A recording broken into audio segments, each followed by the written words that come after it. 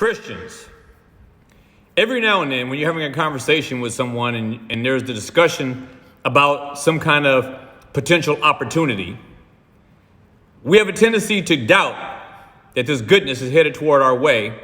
And so we always want to know if there's a catch. Or we'll say something like, okay, what's the but? There's always a but. And when we get that but, it is always never good news because it implies something that we need to do. In this chapter in Romans 3, Paul has been explaining how impossible it is for man to be saved by any works of any law. God's law could not save anyone, and this is the argument that Paul has been making. And then he says in verse 21, but now the righteousness of God apart from the law is revealed, being witnessed by the law and the prophets. This is one time where the but is good. Paul says, yes, you cannot keep the law of God. It is impossible to keep the law of God, and there was never any intent on God's part for you to try to keep the law for salvation, but to reveal to you the knowledge of sin so that the sin may increase and abound so that you might be redirected somewhere to seek out hope for salvation.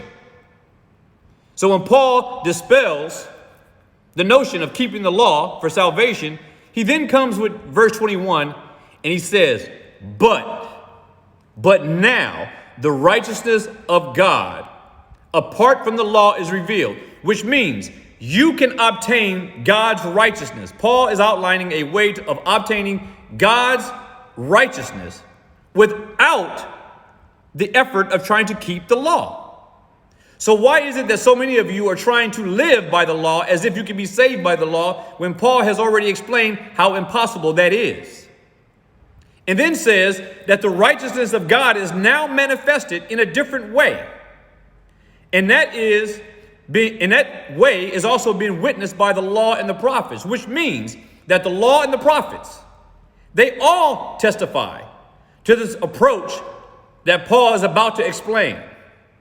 There is a but, and it is good for sinners that there is this particular but. Because now, the righteousness of God is revealed apart from the law. And it is witnessed by the law and the prophets. And it is the righteousness of God through faith in Jesus Christ to all who believe. And there is no difference between the Jew or the Greek.